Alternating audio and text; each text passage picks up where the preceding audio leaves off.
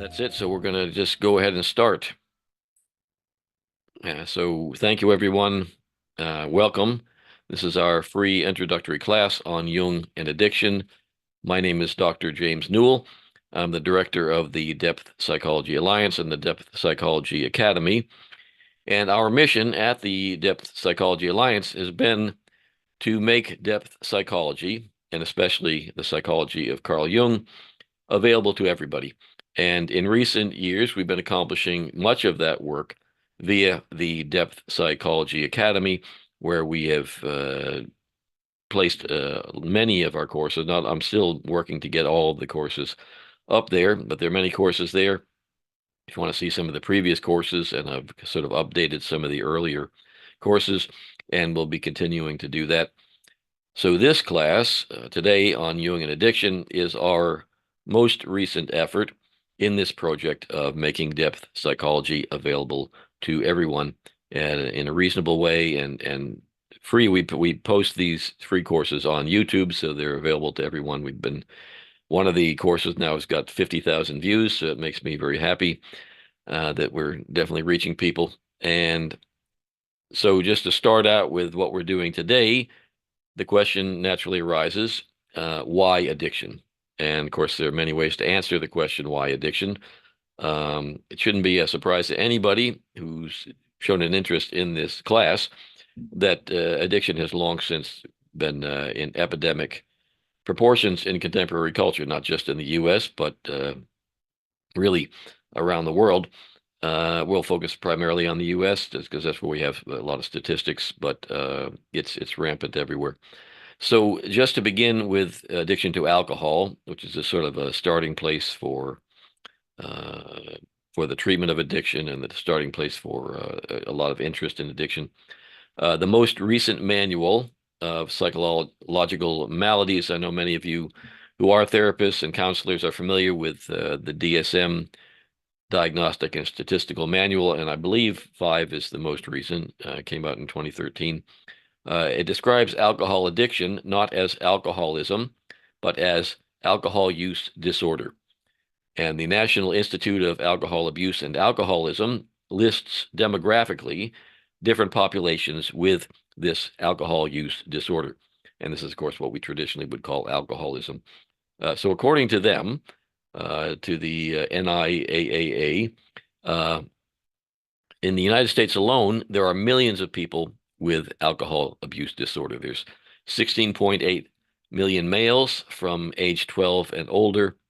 There's 12 million females age 12 and older. And we could just kind of conflate this and say that there's across the board, there's 28, almost 29 million alcoholics. And believe this is from 2020, so maybe more by now. But they break it down further in different groups. Basically, though, we're talking about close to 30 million alcoholics or people with alcohol use disorder. They say there's 156,000 American Indian or Alaska Native people with the disorder, 994,000 Asian people, 3.3 million Black or African American people, 88,000 Native Hawaiian or other Pacific Island people, 18.7 million white people, 841,000 people of 2 or more races, in other words, mixed race, and 4.8 million Hispanic or Latino people. And it'll just give a broad look at what the issue is, what the concern is. So if we shift our focus of addiction to drug use, these figures are as bad, or if not more alarming. So according to the National Center for Drug Abuse Statistics, among Americans from age 12 and older, there's 37 million people who were current illegal drug users. That is to say that they used within the last 30 days, and these statistics are from 2020. There's 59 million people who have used illegal drugs or misused prescription drugs within the last year. 138 million, or 50% of people from age 12 and over, have illicitly used drugs in their lifetime. 25, and that that number may have changed now because so many people, so many states have now made marijuana legal. So whether that's an illicit drug or not is kind of up in the air. But there's 24% of those with drug disorders have an opioid disorder. This includes prescription pain relievers or painkillers as well as heroin. And in 2020, the federal budget for drug control was $35 billion. So uh, that's just to say that it's a problem. And of course, these figures don't include other addictions. And there's so many, we're not even going to try to count them all, but there's smoking, there's eating disorders, hoarding and cluttering, sex addiction, debting addiction, gambling, and on and on and on. So obviously, again, addiction is a huge problem in our culture today. And anyone who works with people, especially in counseling or coaching or anything in the mental health field, is likely to encounter problems with addiction in one form or another. And really, anybody, I think everybody probably has a relative or a friend or someone who's struggling with some sort of addictive issue. So, okay, so that's a problem. But this begs the question, why specifically Jung and addiction? And as with just a question of addiction, there's many different ways to answer that question. For one thing, according to Jung and Jungian analyst Anthony Stevens and many other Jungians, any human phenomenon as ubiquitous as addiction must have an archetypal root. It exists everywhere pretty much, but particularly in contemporary society. So that's sort of a general thesis that Jungians operate by. You don't have to all buy into that, but this is what a lot of people claim. And those of us who are familiar with Jung's theory will probably understand why, as Jungians, we might say this.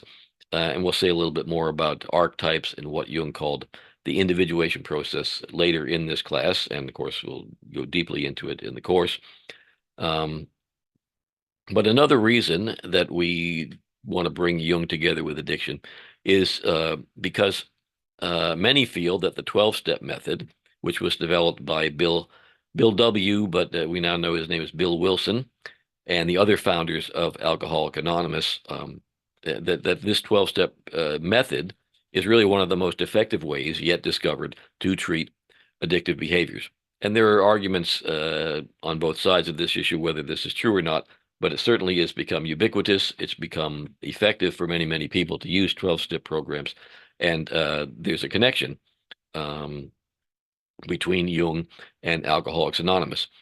Jung did have a connection with Bill Wilson, and through at least two people, both of whom knew Bill Wilson and were patients of Jung's. And near the end of Jung's life, Jung and Bill Wilson carried on a very brief correspondence.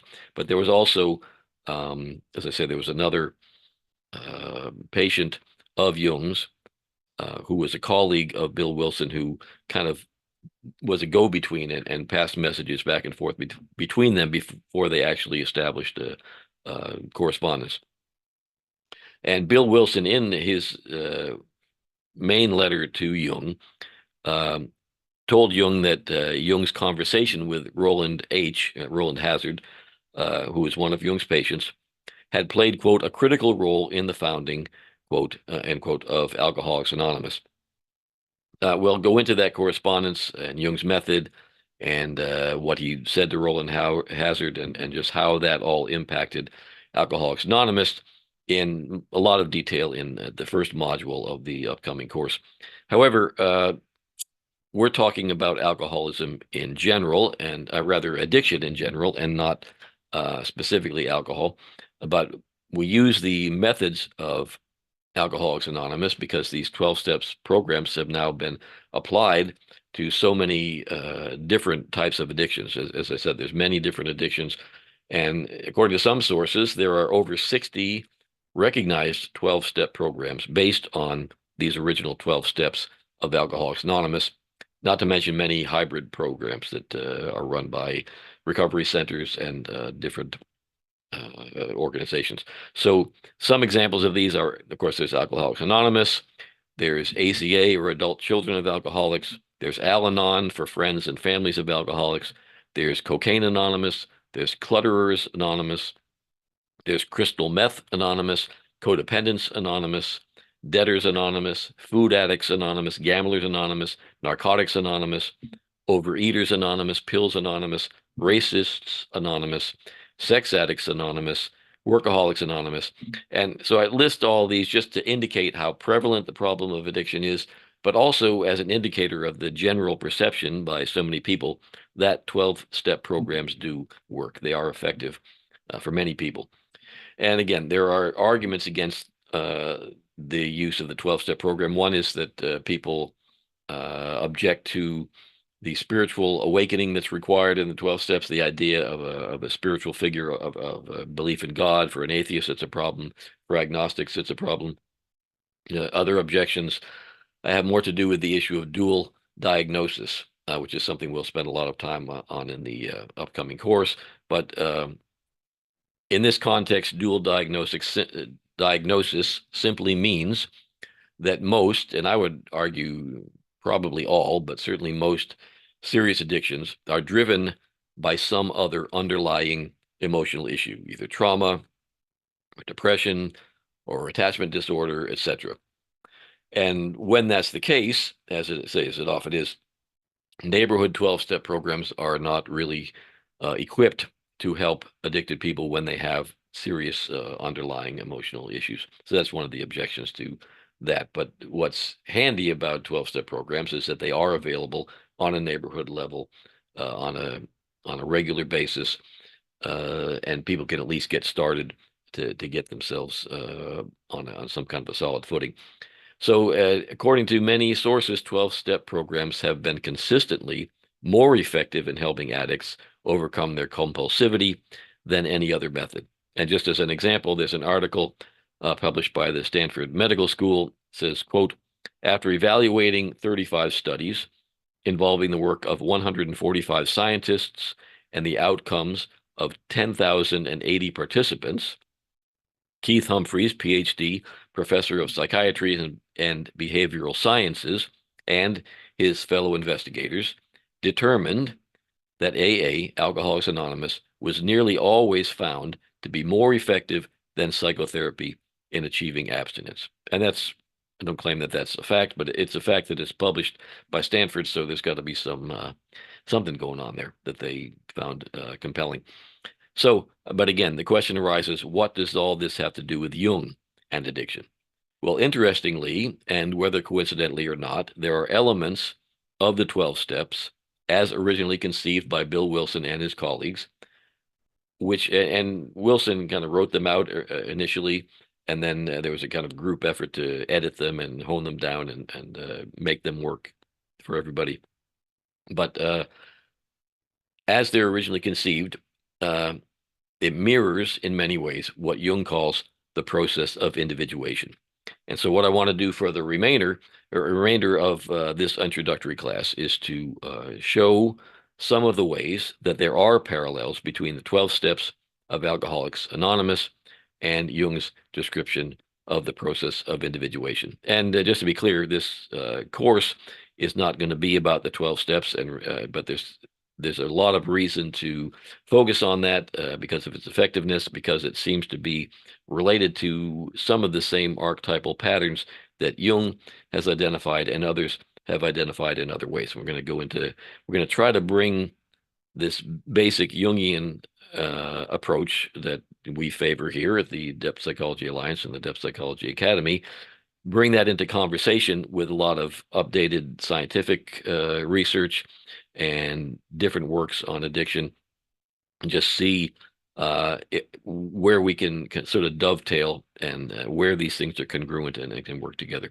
So now, like I've already said, our mission here at the Depth Psychology Alliance has been to make depth psychology, and especially Jung's psychology, available to everyone. And as such, it's our hope that each one of these free introductory classes, as I said, they go up on YouTube, and we got many thousands of people watching them. Now, many of these people are not at all familiar with Jung. They may not be familiar with even psychology in general, but they've been drawn for one reason or another to look at the videos. And so it's sort of important that we acknowledge that and try to do some introductory stuff. I know many of you who are watching this have seen it's been commented before that, well, there's a lot of repetition in these introductory classes. Well, that's because there's always going to be new people, and as I say a lot of times, Jung's theory is not difficult. And many of Jung's ideas have already entered into the culture to such a degree that people are familiar. It's not real new.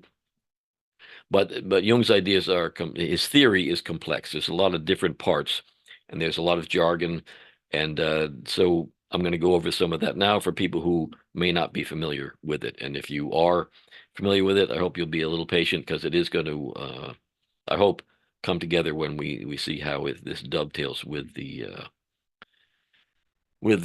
12 steps and how this is going to set up a basic intro to the course. So what I want to do is open up with just going through the 12 steps. As some of you are familiar with individuation, some of you I'm sure are also familiar with the 12 steps, but it's important to just go through them so we kind of see what the basis is of what we're talking about. So in these 12 steps, they say step one is we admitted we were powerless over alcohol. And again, in all these other programs, the word alcohol is replaced with whatever the particular compulsivity is. So, but they said we were powerless over alcohol, that our lives had become unmanageable. Step two, we came to believe that a power greater than ourselves could restore us to sanity. Step three, we made a decision to turn our will and our lives over to the care of God as we understood him. And one objection to this is that it's a masculine pronoun, another is that it's God. But a lot of times they will like to place, William James used the word higher power, and they like to use that phrase. But the general idea is that I can't do it. Some power greater than me has to do it. Step four, made a searching and fearless moral inventory of ourselves. Five, admitted to God, ourselves, and to another human being the exact nature of our wrongs. Six, we're entirely ready to have God remove all of these defects of character. Seven, humbly asked him, again the masculine pronoun, to remove our shortcomings. Eight, made a list of all persons we had harmed and became willing to make amends to them all. Nine, made direct amends when to such people wherever possible, except when to do so would injure them or others. Number 10, continued to take personal inventory, and when we were wrong, promptly admitted it. 11, sought through prayer and meditation to improve our conscious contact with God as we understood him, praying only for knowledge of his will for us and the power to carry that out. And 12, having had a spiritual awakening as a result of these steps, we tried to carry this message to alcoholics and to practice these principles in all of our affairs. Now, a Jungian author named David Schoen has a book called The War of the Gods in Addiction, C.G. Jung, Alcoholics Anonymous, and Archetypal Evil. And in that book, he takes these 12 steps that I've just gone over, and he breaks them up into three different categories, A, B, and C. And he lines these categories up with Jungian concepts. So instead of just using the traditional 12 steps, he kind of makes the argument that there are parallels. Now there are other Jungians. There's the textbook we're going to use in this course is written by Ben Ian McCabe. He's got a slightly different articulation of it. It's pretty much the same kind of thing. But so these A, B, and C, these first three steps, he says, involve the ego disidentifying with the persona or the false self. And these terms, if you're not familiar with individuation, we're going to go through those in a second, but I want to set this up first. So as we go through individuation, you'll begin to see just where the parallels are. So he says that these first three steps involve the ego disidentifying with the persona or the false self. And it also involves the recognition of the ego, that the ego is under what he calls the addiction shadow complex. It's under the control of a complex, which he's calling the addiction shadow complex. And the third part of part A, he says, involves the relativization of the ego as the center of the psyche. And again, I'm going to go into what all this means in terms of Jung's theory. So the B section, which is really the biggest section here, steps 4 through 10, uh, he says involves confronting and integrating the personal shadow, what Jung called the personal shadow. And again, we'll get into that. And then steps 5 and 6 are really steps 11 and 12, the ongoing maintenance of the ego self-axis and living in service with the self. So I hope that hasn't confused people who aren't familiar with Jung. If you're familiar with Jung, I hope some of that made sense. If you're not, or if you only have a rough familiarity with him and his terms, we're going to go into now some more details so that when we come back to this, I hope it will make a little bit more or have some more clarity for you. So again, in order to understand the individuation process and its relationship to these 12 steps, I want to give you a general idea of Jung's view of the psyche, of his method, and of his guiding assumptions, just to lay the groundwork. And I'm going to go through this. I'm trying to, sometimes I get excited about this material. I go a little too fast. I also, if I notice it's getting towards the end of the class, I may get a little fast, but we may go over a little bit, but I'm going to try and keep a pace where you can keep up with me. And again, if something's unclear, don't hesitate to unmute and ask a question, but there also will have plenty of time for questions afterwards. So a basic approach of Jung's was introspection, and this also comes from William James. At this period of time when Jung was studying psychology was young, or rather was developing his theory. Psychology was young, and they were trying very much to be scientific and to be one of the scientists, one of the sciences. And introspection was not really thought of as the best way. They wanted to be objective, not subjective. But Jung stuck with William James and stuck with introspection. That's a basic characteristic of his work, which is often baffling for modern intellectuals.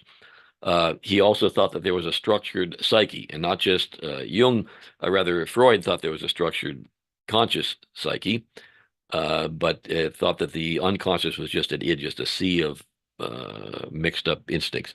But for Jung, the unconscious itself was also structured, and that's very important. We'll talk about that in a minute. Freud again talked about the psychological energy, the life energy that goes through this system of the psyche. He called it libido and said that it was all sexual. Everything was driven by sexual energy. And Jung said he agreed that sexual energy was very important. It was a big driver of the different functions of the psyche, but that it wasn't the only thing. There's hunger, there's a power drive, there's a religious function of the psyche, and other things that played into it. So he did not always attribute everything to sexuality the way Freud did, and this is really eventually why they parted company, even though they worked together so much. Another thing is that Jung divided the unconscious into a personal unconscious and a collective unconscious. And the personal unconscious involves those things that have either through neglect or repression have been experienced in lifetime, but have been allowed to fall into the unconscious. And the collective unconscious is part of the evolutionary endowment, the hardwiring of the central nervous system, and the constituents of the personal unconscious are the complexes, according to Jung, and the constituents of the collective unconscious are the archetypes. And we can't overstate the importance of what Jung called the complex. At one time, he was going to call his psychology complex psychology because he put such an emphasis on complexes.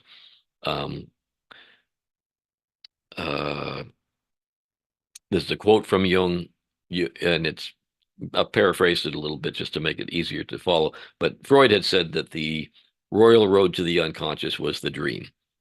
And Jung agreed with that in many ways, but he said, quote, "The royal road to the unconscious, however, is not the dream, as Freud thought, but the complex, which is the architect of dreams and of symptoms," close quote. And Jung relied very, very much as Freud or any of the depth psychologists on dreams, but he saw the dreams as being like a photograph of the complex, where the complex was in that moment in time. And that's why he put such an emphasis on complexes. So for Jung, the goal of analysis or the goal of therapy is to establish an ongoing relationship between the conscious and unconscious systems of the psyche. He called this the process of individuation. And this is also the goal of Jungian dream work and the goal of active imagination, and really, we would say the goal of the Jungian approach to the 12 steps. So individuation is the word that Jung used to describe the differentiation of the conscious ego from the unconscious self. As Jung says, quote, "The aim of individuation is nothing less than to divest the self of the false wrappings of the persona on the one hand, and of the suggestive power of primordial images on the other." And well, what does that mean? The persona I'm going to describe for you in a moment. The primordial images is just one of the ways he would articulate his idea of the archetypes. So the primordial images are archetypes. So we want to be differentiating ourselves from the persona and also from the archetypes. This is individuation. Now, the persona is as the child develops, they become someone in particular in the family, and they develop a persona that the family recognizes as, oh, this is how that's so Bob, or that's so Timmy always does this, or Julie always behaves in this particular way. And then when they go out into society, they develop it more and more and more. And this is the face that we show the world, that we want the way we want the world to see us. And now the importance of the persona in terms of what we want to talk about with the question of addiction and what we called earlier the addiction shadow complex is that along with the persona, there are some things that do not fit into the persona. And they, again, either through repression or through neglect, they fall into the unconscious. And those negative things that we really don't want people to know about us fall into what Jung called the shadow. And the shadow can be projected. This is you see on the left is the inner world of the psyche, the left is the outer world. And often, if we see someone who has some of the qualities that we've tried to repress in ourselves, we will project or, say that they're really bad, they're really an evil person, because we dislike seeing what's actually a part of ourselves projected out there. Now, in addiction, this shadow is particularly problematic because it becomes we'll talk about in just a moment, talk about complexes, but when there's an intense shadow complex, the complexes are autonomous. They work against or independent of the activity and the intentions of the ego. And when someone is in a compulsive state, in a state of compulsivity, we would say that the shadow complex, and Schoen, for example, argues very strongly that an addiction is someone who is in the grip of the addiction itself. Is the shadow has now taken over and is running the show, and really the person has no power whatsoever to be able to stop that autonomous activity from happening. So that's now the shadow would be here in the personal unconscious, but every complex has an archetypal core. And so this shadow also has an aspect of it which is in the collective unconscious. Now, Jung points to the myth of the hero as a way to illustrate the tendency of the ego to descend into the unconscious in order to access the libido, that is, in order to access the psychic energy, which is available through the archetypes. The archetypes are the stewards of this psychological energy for Jung. And he anthropomorphized this idea of the archetypes and the idea of psychic energy in ways that others don't, because of his emphasis on dreams, because he sees these images, these archetypes, this manifestation of this energy appearing in dreams, often in human or animal form of one time or another. We'll talk about that in a moment. Now, one Jungian, Erich Neumann, says, quote, "In the process of realizing and assimilating an unconscious content, the ego makes a descent from the conscious standpoint into the depths in order to raise up the treasure." Now, he's Jung started talking about the hero and talking about psychic energy in this way in his book Symbols of Transformation. And Neumann talks about it in this way, mirroring Jung in his book Origins and History of Consciousness. And of course, uh, Joseph Campbell talks about it in his book, The Hero with a Thousand Faces. Now, again, what one typically is descending, the treasure that one wants to bring up is not necessarily always a wonderful treasure. It's often involved in or tied up with, that energy is tied up in the shadow and in the unconscious and in the blocks of the complexes. And the complexes are, as we'll see in a moment. Yeah, here we go. The complexes are, Jung originally called them feeling toned complexes because they have a charge of energy which manifests with surface symptoms. And as you sort of peel away, this is a picture of an onion sliced in half. So if you peel away the layers of the onion, you get to associated experiences, which are part of the complex. And at the core of the complex is an archetype. As I said, an archetypal core is always at the center, and that's where the energy would flow. But because it's caught up in a complex, it's blocked. So you want to peel away the layers, so little by little that energy can be released and can be used in creative ways. And as I say, in addiction, particularly in the way this Jungian analyst David Schoen talks about addiction, the energy, life energy that is blocked up in the shadow. And when the shadow becomes overwhelming and has been repressed to such a degree that it just becomes totally autonomous, it can take over the psyche and become the, as he calls it, the addiction shadow complex. And this is when a person just cannot stop the whatever the compulsivity is. They cannot stop it because the ego is no longer in control. It's this autonomous shadow complex that's in control. Now, as I said, when we look at Jung talked about the individuation process as a hero's journey, and of course, Joseph Campbell. This is a sort of a map of his heroes, what he called the hero's journey.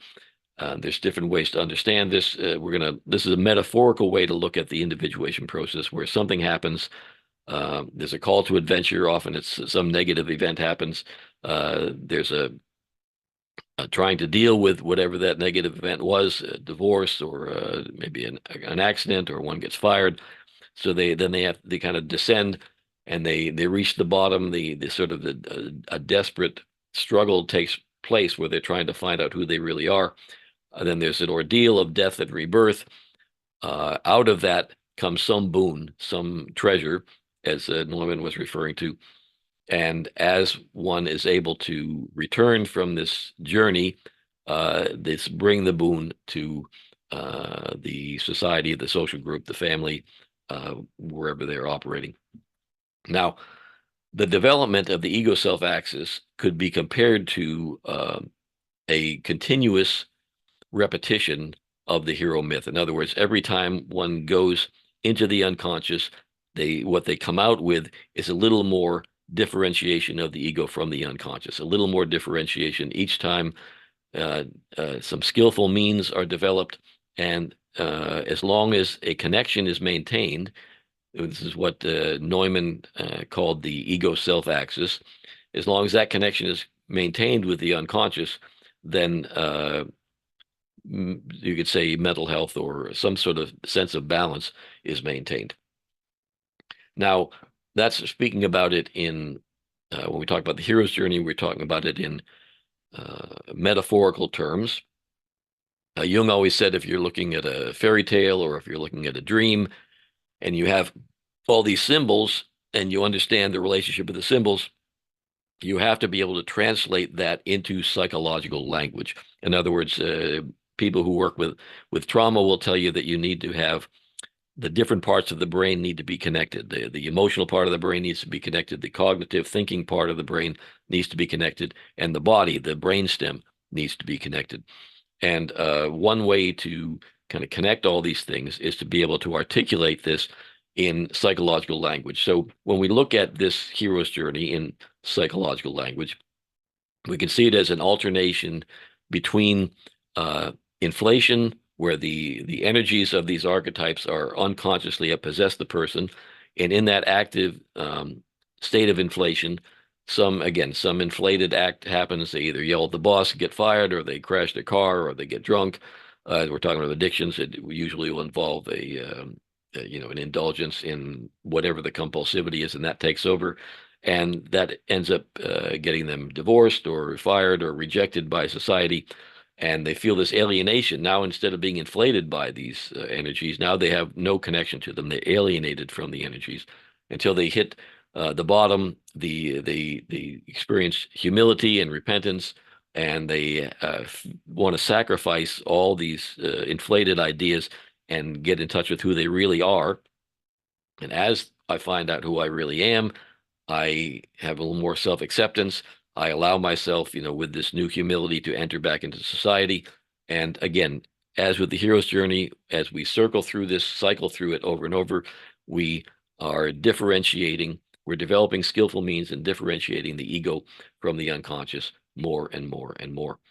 So the dangers of the hero's journey is that if we fail to face the challenges arising from the unconscious, if we don't learn to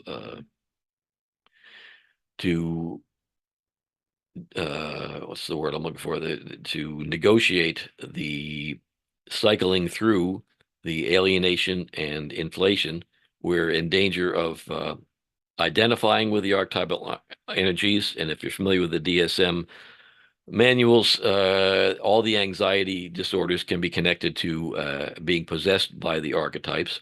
And when one is alienated from the archetypal energies, one experiences depression. So this is cycling through. If someone is constantly in an anxiety state, we can assume that they are, from a Jungian perspective, they are possessed by this archetypal energy. And if they're just flat and affect all the time, then they're going through a depressive disorder, which can be diagnosed in a host of different ways.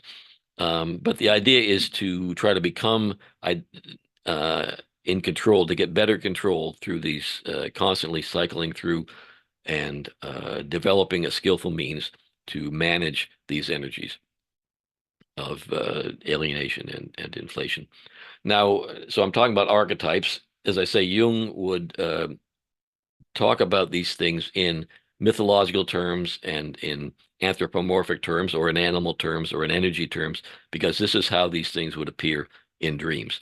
So these, as one gets deeper and deeper into the unconscious, we get just the pure self, which is the sort of an image of the archetype of the self here on the far left, and then it becomes more and more like energy. If you have a dream where there's an animal with a lot of energy in it, that represents a content that is not yet ready to be made conscious. But as that, through a series of dreams, becomes more and more human, more and more familiar, maybe family members and maybe people that I've seen in my environment, as that transition happens, then that's an indication from the dream that these things are becoming more and more available for consciousness. Now, the importance here to look at is to recognize that these archetypes are valueless. They're not. There's no such thing as a positive archetype or a negative archetype. There's a positive manifestation of the archetype or a negative manifestation of the archetype, and that will be in the context of a person's life, of a person's dreams. As Jung would say, it would compensate the conscious attitude. If my conscious attitude is too positive and bright and rainbows and sunshine, then I might get some dark manifestations in my unconscious. And if it's too dark, then I might get some light coming up from the unconscious. But the archetypes themselves are whole and complete and are not one or the other. So this brings us back to the 12 steps. And how do the 12 steps relate to this process of individuation? So when we looked at the first part, when the ego disidentifies with the persona, remember we talked about the persona as the face that we give to the world. And so in the 12 steps, we recognize that I may be a good boss, or I may be a good husband, or this or that, but something is driving me to do things that are not in line, not congruent with my conscious decisions. So that is to say that there's a recognition that the ego is under the control of this addiction shadow complex. So there's a recognition of that. There's as I recognize that, I can't very well maintain this idea, this persona idea that I am so and so and no bad in me at all, because I'm beginning to recognize that there's something in me that's controlling me that I don't have any control of. So uh, we have the persona on the one hand, and I'm not that, and we have this negative shadow complex on the other. And so he says here the relativization or relativizing of the ego as the center of the psyche. And this is where, now in the 12 steps, he talks about God, God as we understood him, we admitted to God.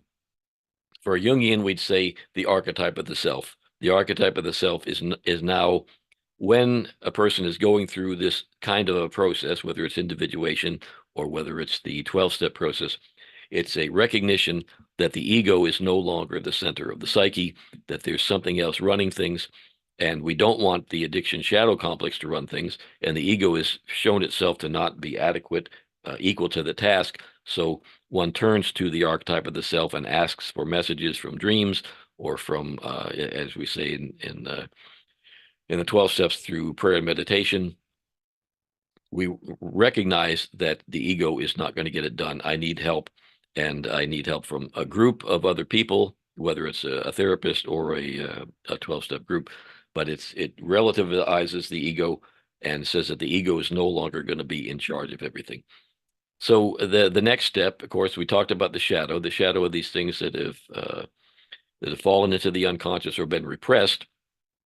And so this confronting and integrating all of the steps 4 through 10 are dealing with what Jung would call the shadow or the shadow complex, and Schoen calls the addiction shadow complex. So that's working through all these things in very specific, very concrete ways. You see that all of these are concrete action steps taken in the world, and in the presence of a social group where it's very difficult to maintain this the arrogance of the persona self, which has clearly shown itself not to be functioning.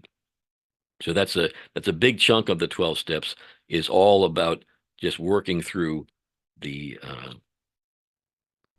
issues that have been either repressed or just fallen into the shadow and the unconscious.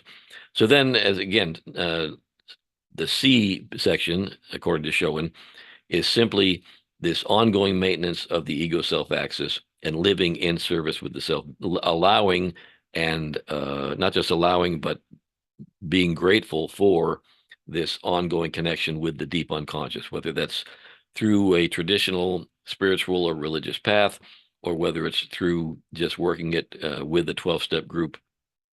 All of that is the same process, but it's doing it in a very specific step-by-step. The fact that there's steps is something I can concretely follow is actually very calming for most people when they're in an addictive state. And again, we can think of it in these metaphorical terms of the hero's journey, or we can think of it in terms of alienation and inflation and the regulation of these psychological energies that have been driving. They have been the drivers of the complex. They've been taking over the ego. But when we learn to regulate them, then we can slowly have more control and be answerable to either the social group of the 12-step or to the sponsor, or to the therapist, or to the social group which we're a part of and want to kind of maintain all of that. So that's the sort of the psychological quick run through survey of the whole process. But all of it, the key to all of it is this idea, and the key to all of the, Jung would say that almost 95% of all therapeutic work is with the personal unconscious and with the shadow, working on the shadow things. And oftentimes when he would get a client who is just working on shadow stuff, he would give it to one of his students, Barbara Hanna or Marie-Louise von Franz, and they would see him. And then once in a while, they might see Jung again.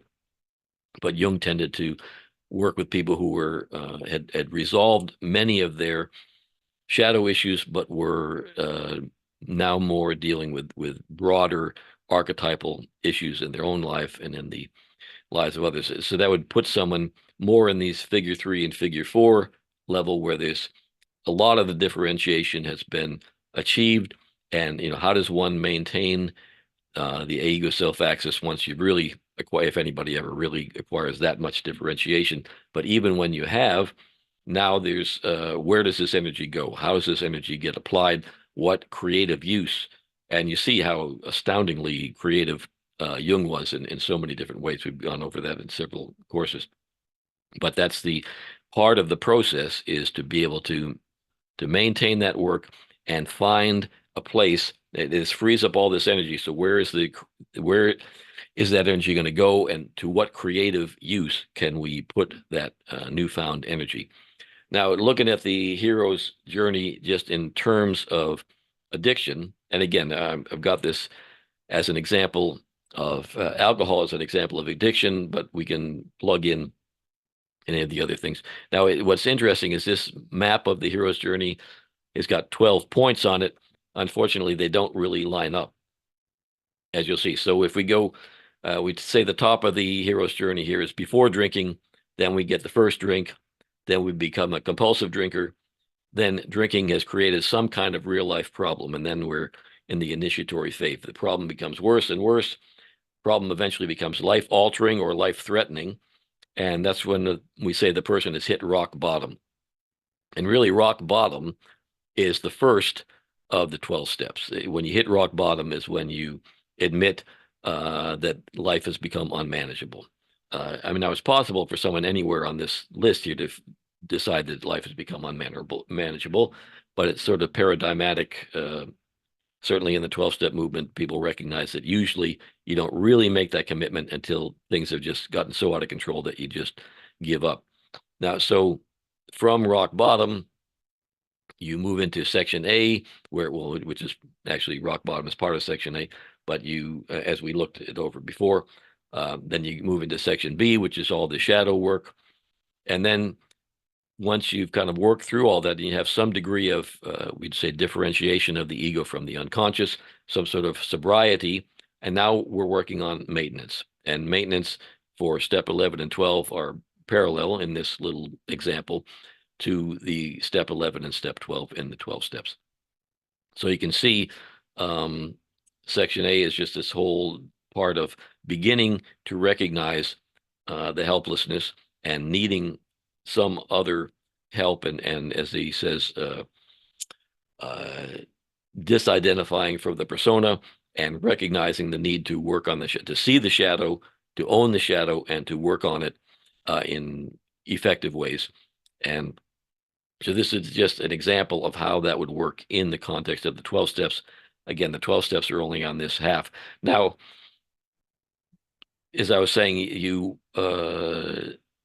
cycling through this over and over and over again is how we sort of work into the individuation process. Now, for some people, they go through this process and they become sober. You could put for the second cycle through, you could put, instead of before drinking, you could say became sober, but they may have a relapse. They may drink again. They may fall several times. So they keep going through this and going through it. And as they move through that, then we pretty much move into, we've done the shadow work and we're differentiating more and more. But if you finally reach a place where you have got sobriety, you're not 100% healthy, you've just got sobriety. For example, Bill Wilson died of emphysema because he never quit smoking. He smoked and smoked and smoked and ended up with emphysema. And so likewise, people will still be working stuff, but then they'll be on what we would call the sort of the regular path of individuation, this path of alienating between, alternating between alienation and inflation, back and forth. So that would be the continuation of the cycling. And as we cycle through, again, we're differentiating the ego from the unconscious and remaining in connection with the recesses of the deep unconscious. And as we maintain that, that's how we maintain sobriety. But part of that is finding a way, this last step, living in service with the self or having had a spiritual awakening as a result of these steps. We tried to carry this message to alcoholics and to practice these principles in all of our affairs.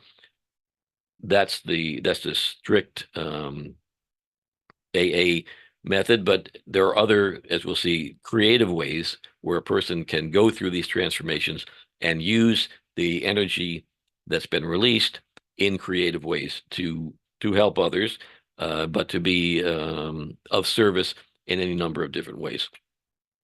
So that's a very brief synopsis. I know it's kind of long-winded, but it's a synopsis of the intersection between the process of the 12 steps and the process that Jung describes as individuation. And however we think of the process, however we articulate it, the core element, as I've said, involves the process of becoming conscious of the shadow complex and being able to release the energy that's blocked in that shadow complex in creative ways.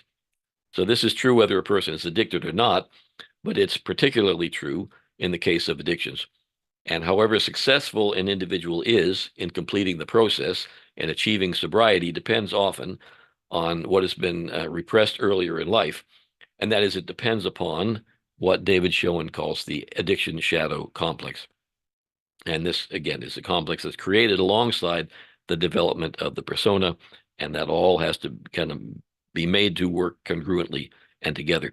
Now, we speak about this glibly, but in fact, the process itself can be very, very difficult and very, very painful. As Jung has said, he says, quote, "The shadow is a moral problem that challenges the whole ego personality, for no one can become conscious of the shadow without considerable moral effort. To become conscious of it involves recognizing the dark aspects of the personality as present and real," close quote. And he described it often as being like a crucifixion. It's the tension of the opposites, and the opposites are between the persona and the shadow, and how I could reconcile the tension between those two things. Now, we've already seen how the symptoms of anxiety and depression may indicate where one is in relation to the cycle of inflation and alienation. Additionally, the process of individuation may be complicated by, as I said, this is the dual diagnosis thing we talked about. It can be complicated by experiences of trauma. We may drink to not want to deal with that trauma. So it's not really a gift to give up drinking, and now I'm confronted with all this trauma issue. Likewise, attachment wounding, which is a trauma in itself. And all of these experiences will form an important part of the addiction shadow complex. And they in addition to just the initial presenting problems, the behavioral problems of addiction, these also have to be worked on and resolved as much as possible in order for that blocked energy to flow and be expressed in a way other than addiction. I mean, someone may become a compulsive artist or a compulsive servant of the community or something, and that's still a form of addiction, but one would think it's certainly healthier than the life-threatening addictions that people tend to fall into. And we're going to go into a lot of detail in modules 3 and 4 in this course about some of these dual diagnosis issues. So we'll have a lot more to say about the development of Alcoholics Anonymous and the 12 steps and Jung's connection with Bill Wilson, as well as a number of different contributing factors that could complicate recovery, and a number of different ways to look at the recovery process and how people in the helping professions can support the people they work with and their own colleagues and their communities. So the idea of this course will be to attempt to bring all of these different ideas and methods into conversation with Jung's theory, especially the process of individuation. And we're going to hit on a lot of similar things that we did in the course on trauma. Last fall, we did a course on trauma. And we're going to approach it in a very different way because of the factor of addiction and where that all fits in. But if you took that course, you'll be familiar with the method of just trying to look at these traditional methods and you look at it, we could say the traditional classical Jungian method and trying to bring those things all into conversation with the most modern scientific findings and research in those areas. So what I want to do now is just quickly go through what we'll cover in the 8 modules of the upcoming course. Course begins Saturday, and I hope if what we've covered so far seems interesting to you, I hope that you'll think about signing up and joining us next Saturday. And if you're watching this on YouTube, the course will continue to be available through the Depth Psychology Academy, even after we've completed the live course. The videos and all of the resources and what have you will still be available. So in Module 1, we're going to look at the development of Alcoholics Anonymous and how the 12 steps were originally developed. Additionally, we're going to look at Bill Wilson's correspondence with Jung and try to provide some background for understanding Jung's response and Jung's interest in the Alcoholics Anonymous movement. And it's really, particularly for Jungians, it's quite fascinating because he was very, he often said that he wasn't in favor of group work because, people had to heal individually, they had individual complexes, but the 12-step, the effectiveness of 12 steps caused him to think differently about group work, and he had some interesting things to say about that in that context. We'll talk about all of those different things. And in Module 2, we're going to explore the different views of Jung and Jungians on addiction and recovery. Not all Jungians approach addiction in the same way. And in this second module, we're going to look at Jung, as well as several different Jungians, and how they understood addiction and compulsivity and how they relate that process of recovery to the individuation process, which is, we touched on that, but I kind of had to speed through it. We're going to go into a lot more detail. And our textbook, by the way, will be this book, Carl Jung and Alcoholics Anonymous, The 12 Steps as a Spiritual Journey of Individuation by Ian McCabe. Now, in Module 3, we're going to look at the role that trauma often plays in addiction and how traumatic memories and traumatic complexes may both impede and possibly contribute to the process of recovery.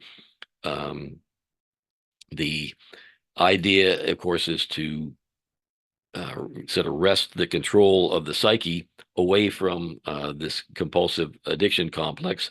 But trauma the individuation process that we've described can be completely interrupted by traumatic memories and kind of throw the person off track. So working on and finding ways to be able to manage that is essential in any kind of individuation process. But of course, it's particularly important for someone stuck in this cycle of addiction. Now, in Module 4, we're going to look at another aspect of things that can interrupt the individuation process and can be part of a dual diagnosis, and that's attachment theory. Attachment, a lot of people now are recognizing how attachment wounds and attachment issues contribute greatly to addiction and the difficulty of giving up addictions and the problems of whether someone's working one-on-one or whether someone's working in 12-step group. The connection to the group is going to constellate and activate these attachment issues, and how they're worked through are going to be essential. So we'll explore not only the early wounding, but the importance of love and relatedness and belonging to the recovery process. Now, one of the unique aspects of Jungian psychology is our interest in myths and legends and fairy tales. In Module 5, we're going to look at addiction through the lens of several different fairy tales and stories, and we'll look at a variety of stories of addiction and compulsivity and explore the clues to these archetypal patterns that such stories provide. We'll also look at how understanding our dreams may contribute to the recovery process. And you might ask, well, why fairy tales and dreams? Because fairy tales are very dreamlike, and understanding fairy tales can often help us to understand our own dreams, and the patterns are similar, and we're going to just get into a lot of those different things. Now, in Module 6, we're going to look at cognitive behavioral approaches to recovery, recovering from compulsive behaviors. And we're going to look at this model, this cognitive behavioral model, from a Jungian perspective, and we'll explore these patterns of change as an archetypal model for recovery and healing from compulsive and addictive behaviors. This is a wonderful book, Changing for Good. It's a theory that's very, very effective, and it's not counter to anymore. It's not counter to individuation, and it's not counter to the 12 steps. It kind of describes in sort of more broad ways, um, sort of these phases that someone has to go through, and when they just statistically what things have worked for people who have been trapped by some sort of compulsivity, and what has worked to get them out of it. They've set up certain categories of thought and behavior. And so we're going to look at that and look at it in relation to what we've already covered, and just uh, how that can contribute to our Jungian understanding, and how our Jungian understanding can contribute to people who are working with this cognitive behavioral model. Now, one of the aims, this is module 7, one of the aims of the Jungian approach is to untangle complexes of emotion that have blocked creative energy. However, as I said earlier, once that energy is freed up, what do we do with it? So we're going to look at, in module 7, we'll return to the Jungian model and see how creativity may sometimes contribute to addiction. You see, it's cliche to talk about an artist or a musician or a creative person who's just been completely lost in an addiction, and they think they can't even be creative unless they're drinking or taking drugs or something. The jazz musicians are very famous for that. But at the same time, uh, creativity can provide a vehicle for the energy that's been released through this process, a vehicle for that to flow outwards in positive and constructive and generative ways. And then finally, in module 8, at its heart, Jungian psychology has always been about helping people to adapt to the modern age, where we are forced to live and behave in ways that run directly counter to our evolutionary and archetypal endowment. We've lived for millions of years in natural settings and tribal groups, and then suddenly, just in the last 10,000 years, all of that has been turned on its head. And so in module 8, we're going to look at how contemporary culture itself drives many people to addiction by suppressing what Jung called the 2 million-year-old self in each of us. And we'll also look at the impact of addiction on contemporary culture, and how dysfunction and maladaptation have become accepted as the norm in the world today. And that's pretty much all I have to say about it. I've gone over a little bit. I appreciate your patience, and I hope that you'll join us next week for the full 8-week college level course on Jung and addiction. And so if I'm going to stop my sharing here. Thanks, everybody, for being here and sticking with me. And if you have any questions, thoughts, concerns, please, you can unmute and ask, or you can use the little thing to raise your hand. Or Mallory. Oh, okay. I didn't realize I Hi. raised my hand. Um, I heard Gabor Mate say, which was for me very profound, said that addiction is basically loneliness. And Hmm. I thought that was Sure. really, really cool. And I think loneliness tied into this is about not dealing with the unconscious and with the pain. Yeah, and it's related to the question of attachment theory too, as well. Yeah, absolutely. Yeah, and it's about, yeah, I mean, everything I feel on a spiritual level and on a psychological level, it ties into love. It's just about love and needing love. And I think attachment, the whole business of attachment theory and the emphasis on attachment has been about finding a scientific way to talk about love and the essential nature of love, and trying to, usually that's talked about in either a religious or a familial way, and I think attachment is a good way to talk about it. But It, I agree with you and with Gabor Mate. can I say one more thing? Sure. Uh, the whole thing about love, in the Ten Commandment part, I always had a hard time with honor thy father and mother Sure. until I realized what that it was about the divine feminine and It's about the divine feminine and the divine, but it's also about if you don't honor them consciously, you will honor them unconsciously. Mm-hmm. And if you can recognize and say, look, you did your best. It's left a lot of scars on me, but we can stand together and just say, isn't it a pity that it happened that way? Then you're honoring them, but you're not submitting to that. If you don't do that, then that stuff operates unconsciously in you, and you start you start treating your children the same way they treated you, and on and on. Yeah. Mm-hmm. Thank you. That was Sure. good. Thank you, Mallory. Appreciate it. Vita, I think you had your hand up first. Yeah, my question is about But oh, my question is about the course. uh, If we miss like one or two, we can catch up, right? Like oh, before. quite. Yeah, they'll be recorded and posted. And yeah, everything will be. You did the trauma course, didn't you? Yeah, Yeah, it'll be exact same way. Yeah. okay. Thank you so much. Yeah. Sure. Thanks for coming, Vita. Nice to see you again. And Adele, I saw you had your hand up. Hi, thanks, James. This is really interesting. I had a question about talking about anxiety and depression and how because a lot of people will have those at the same time. So how does that work with being both alienated from and identifying with the archetypal? Yeah, it's just a cycling through the different ones. It's not being in touch with, not consciously being in touch. See, we're always in touch, according to Jung. We're always in touch with the archetype of the self.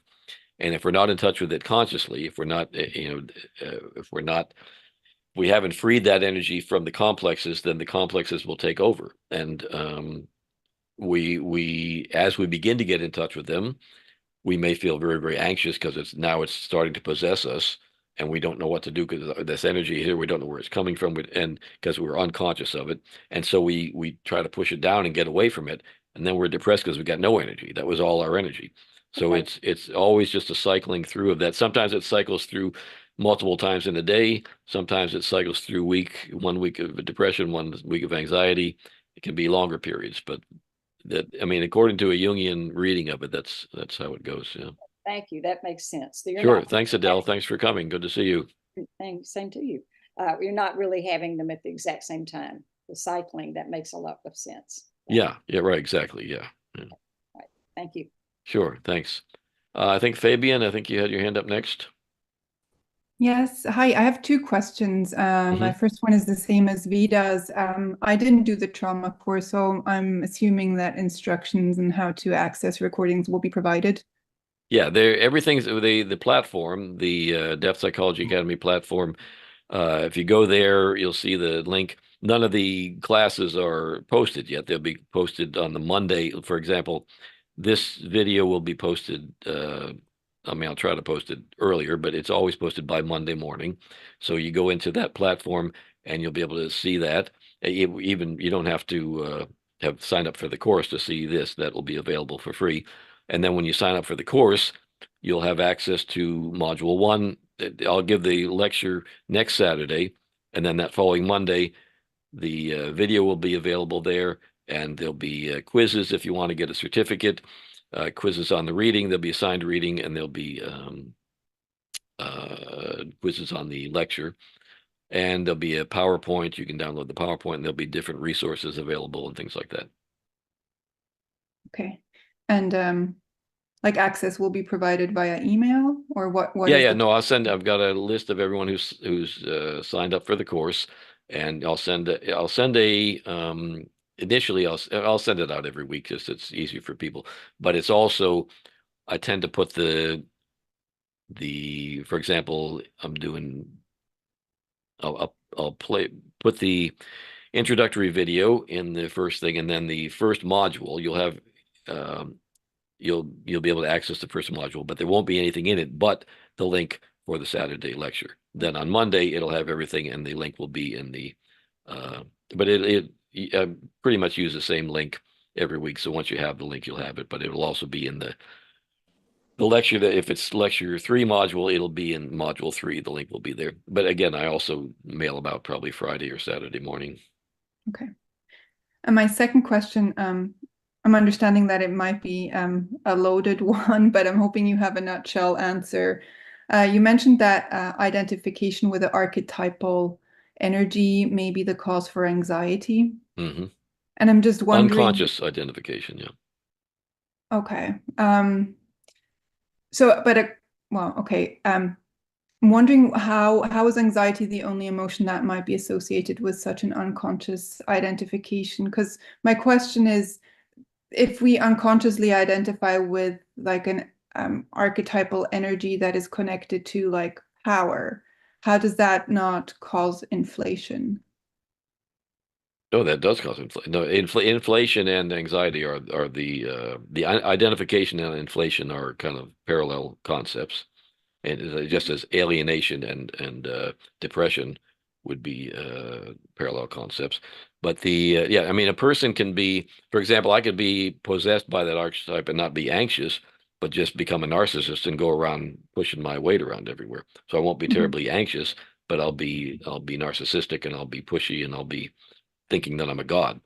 Now, eventually, I'm going to run up against reality, and I mean, if I've got everybody adoring me, as long as everybody's adoring me, I'm fine. But as soon as I run into a situation where they're not adoring me and they tell me I'm wrong, and then I fall into the alienation phase because I'm no longer in touch with that energy. So I've become depressed. Does that make sense? Yes. And Well, and uh, thank and I'm you. sure not all of this works precisely, but it's kind of a general rule of thumb for kind of following those things in Jungian terms. Does that Thank help? you. You're Mhm. welcome. Very Thanks for helpful. asking. Yeah. Brett, Hey, James, good to see you again, my hi, friend. good to see you. Yeah, question and comment. I didn't hear you define addiction. Uh-huh.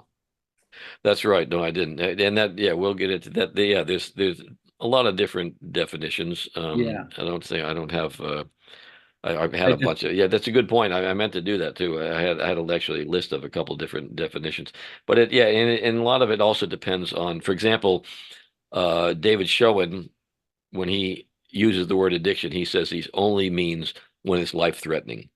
If it's not life threatening, you're not addicted, and I'm not sure I really agree with that.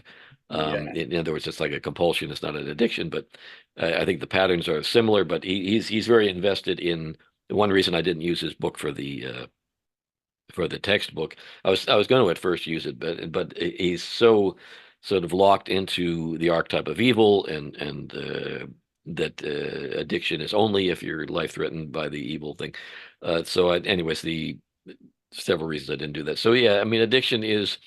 Uh, I mean, I'm trying to go by memory here, but I would the general working addiction definition that I would use is when uh, there's some compulsive behavior that goes against my conscious intentions yeah. and I is guess, is life either life damaging in some way. yeah. I'm trying to get alignment towards this. So the dichotomy I see in this field is that 12 steps don't necessarily align with a lot of the harm reduction principles that are out there, especially using the definition of biopsychosocial spiritual disease. Yeah. We want to attach that spiritual component to it, which is going back to Jung and spiritus contra spiritum, that statement and how this evolved out and the evolvement from Oxford Group into the AA Hmm. Yeah. circle, stuff like that. Just that, and I know you're going to get into the complexities of trauma and that the Yeah, relation. and the other thing is, for so long there's been these two I don't know if the definition, but explanations of addiction, which involve a moral judgment where the person is just weak-willed and they're no good and we need to punish them and all that kind of stuff. And then there's the disease model, whereas again, somebody like Gabor Mate argues against the disease model because it's, I mean, there's Trauma. elements, there's some kind of element and all that, but also because people with the same predilections and all that don't become addicted. So I mean, you can't. It's either a real disease or it's not a real disease. So there's, and again, it's very helpful for many people to think of it in terms of a disease. So I mean, there's benefits to all these different definitions. It's just, I think it's like defining religion. One size doesn't always fit all. You can't come up with a flat definition for everything. I like to think of it's more about compulsivity and whether, to what degree, it exists on a spectrum, and to what degree is the compulsivity controllable, and to what degree is it taking over a person's life. And, sometimes the compulsivity takes over a person's life and they do all kinds of great things with it. Other times it takes over a person's life and it destroys their family and, all that. Yeah, no, I thank you for that. I just to see what I see in these circles now, and the harm reduction narrative there doesn't really include a lot of spiritual. They define that, but when you get into the rub of it all, it's pretty loosey goosey kind of thing, and they take that right out of context. So it's a biopsychosocial disease or malady, whatever. That's it. Right? Yeah. And let me state clearly that I'm absolutely not an expert on addiction and addiction treatment and recovery and all that stuff. I've got a lot of expertise with Jung, and I'm trying to bring Jung into conversation with the sources that I have, which seems to be good sources. And yeah, so that's what I'm trying to do. Yeah, and I've telegraphed this in my own work into, well, I deal with men, but it's masculine psychology and Robert Moore's work, and dealing with the loss of initiation and these things that move towards these, that, part of that. Yeah, yeah, and that yeah, and a lot of that, I mean, in some ways, I almost feel like I could, instead of, traditionally with these courses, I've been ending with a module on culture and how these things play into culture. And this is one where it wouldn't be wrong to start, to have module 1 be about culture, because really that's one of the big drivers, I think, of addiction, is just the insistence on contemporary culture, on fitting people into this mold that we are just not evolutionarily adapted to.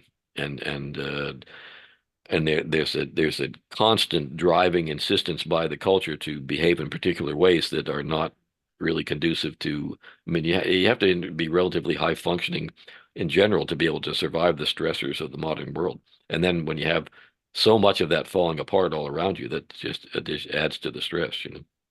Yeah, that's what we pick and choose for addictions too. There's so many there, right? Exactly. Yeah, and some addictions are rewarded. That's the other thing. It's like with narcissism. Narcissists are very often rewarded, and addictions are often rewarded. So, it's hard to even get people to admit that there's a problem there. Yeah, no, I see that. And I'm great. I'm looking forward to it, James. Thank you. Great. Thanks, Brett. Good to see you again. Thanks, everybody. Is any other, Brett, your hand's still up. Any other hands up? Any other questions or thoughts, concerns? Charlene?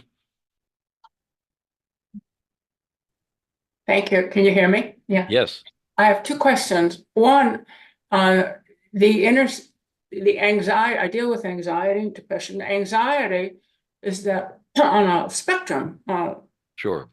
And facing the uncomfortable issues can cause the anxiety, is what my understanding, or not facing them would lead one to the addictive behavior, whatever that is, to compensate for the inability or the early developmental issue of not having a holding environment, somebody who can mediate what the particular developmental issue might be or the environmental issue, so that child developing won't have that level of comfort, security, knowing he can accomplish the goal and build some level of internal resilience.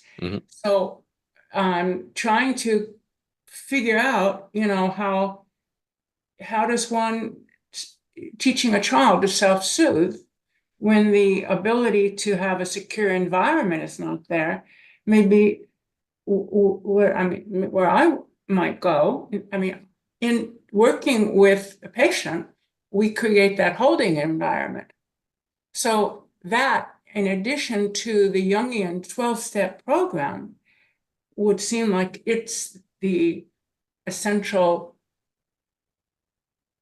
grounding to be able to look at these uncomfortable issues. Absolutely. Yeah, absolutely. And I would bring that into conversation with the attachment issue. I mean, that the therapist then helps to create a secure attachment for the person to self-regulate enough to begin to look at things. So when somebody in AA finds a sponsor Hmm. that doesn't make a good fit, that Hmm. would cause what? A replication of the early developmental breach? What? Yeah, well, it certainly would cause anxiety, and it may be better than nothing, but the person's going to want to hopefully mature, as I said, develop skillful means to either find another sponsor or be able to get a therapist, or no, that's the ongoing problem, and it would feed into someone who's had an attachment disorder. It's going to feed into the idea that, well, people can't be trusted, and someone who's already got a pattern of having untrustworthy caregivers will typically be drawn to an untrustworthy sponsor, So because they've we got that pattern. replicate the early family emotional environment. Yeah, exactly. Yeah. Now, I have a second question related to the class. I can't be there every week. How Mhm. does that work? I mean, Yeah, no, well, a couple of people have already asked that, and yeah, it's just the videos like we're doing now. We'll record the class, and it will be placed in, as I said, today we're doing the class. On Monday, this video will be in the introductory section of that class on the Depth Psychology Academy site. And then now there's some people in the past who just, for one reason or another, just were baffled by the site and couldn't negotiate it. And I would just send them a link. I posted it on YouTube with a private link and did that. I hope I don't have to do that, but I can do it if people have a real problem with it. But you should be able to negotiate that. And so again, when I do the module 1 lecture will be next Saturday, and I'll do that on Saturday, and then the video will be posted on Monday, along with all the resources and the quizzes and all those. Well, the quizzes are posted on Wednesday, but so all that will be available for you, even if you don't make it to the live class. thank you, James. Thank you. Sure, you're welcome. Thanks for asking. Charlene, yeah, thanks. So anyone else got another thought, question, concern? Yeah. Mallory, yes. Doesn't this just come down to fear versus love, where fear is covering love, and the work that we do is to get to self-love and other love by overcoming or battling or whatever fear. Yeah, I agree with that to some extent. I certainly agree that, like I said earlier, I think love is key to pretty much everything in the universe, but that's a philosophical statement, I guess. But fear is also functional. I mean, if I have a father who beats me and I'm afraid of him, that's I'm not correct. talking about physical fear. I think when it becomes part Sure. of your psyche. Yeah, no, when I've been beaten and I anticipate fear where fear isn't necessarily going to be forthcoming, then my judgment has been altered by my experience. But And yeah, it so becomes that's a tricky thing. We need to be able uh, to be fearful of what's really dangerous and be able to discern when you have to be able to have flexible boundaries and test uh, for safety. Especially someone who's been uh, abused in whatever way. And sometimes a person is abused because they haven't learned how to test for safety and they haven't been fearful enough. They've been too trusting. So yeah, I agree that that can be a problem when someone has it built in situations where it's not appropriate. But again, the opposite can be true if the person. but they don't. Yeah, they don't act on. If they act on it appropriately, then they would be angry, appropriately, not inappropriately angry. But when that's repressed because you're not supposed to be angry, Right. it's going to turn into a lot of neurotic problems. Yeah, Gabor Mate likes to make the sort of his calculus is that you have attachment and authenticity, And often you have to repress your authenticity in order to maintain the attachment. You can't get angry with your parents, because if you get angry with them, your attachment will be lost. So yeah, so people, as you say, will repress their authentic anger, their authentic disappointment, and for whatever reason, and that, as you say, that falls into what Schoen would call the addiction shadow complex. It falls into the shadow and begins to work autonomously in inappropriate ways, and ways that aren't helpful. Thank you. This was Yep. great, by the way. Thank you. Oh, thanks, Mallory. I'm glad you came. Thanks. Anyone else? We appreciate everybody coming. I hope, Savish, you got a question? Thanks, Vida. No, I just wanted to say that it was a very good class, and I'm eager for the rest of them. Well, great. Look forward to seeing you. Hope to see everybody next week. Take care. And if you have any questions, please feel free to email me. You can contact me through the Depth Psychology Alliance, or through the email that sent you your link to this class. Okay, I've got another question here. Molly says, would you say ultimately our social cultural systems, aka capitalism, is not really supporting us in our well-being, in fact, is perpetually, or I can't see if it's saying perpetuating, but perpetuating addictions, and ideally we need different social systems?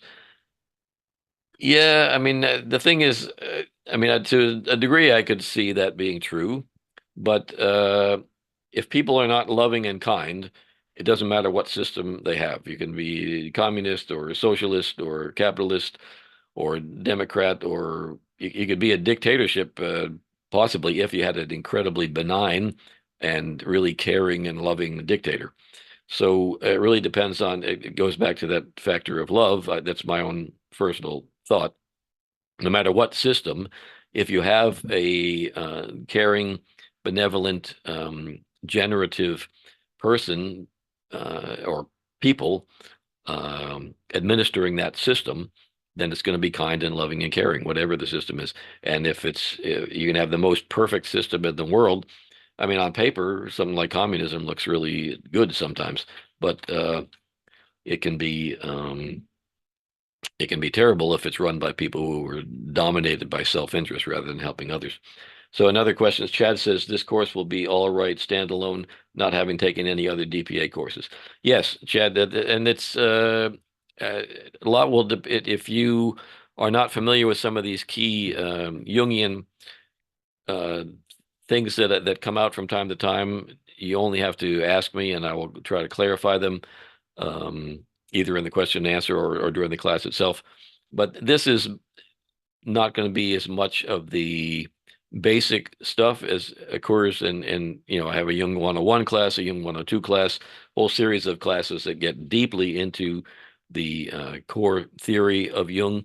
And this will not be that much into the core theory, but if you were able to follow what I went over in this class, then I don't think you'll have any trouble with the course. It's not going to be a huge emphasis on details of Jungian theory, that kind of thing. I hope that helps. All right. Yeah, I signed up for the 101 course. I haven't really started it yet, but plan to soon. So I just wanted to double check, I guess. Yeah, Thanks. no, if a lot of the answers will be found in that course and also in the textbook to that course. But also, as I say, you can email me, you can ask me in the class, and we should be able to. If you, like I said, if you could follow what we talked about in this course, I don't think you'll have any trouble with it. Perfect. Appreciate it. Sure. Thanks, Chad. Thanks, everybody. I'm going to let you all go, and I appreciate you coming today, and hope to see you again soon. Take care. Bye, James. Bye-bye. Take care.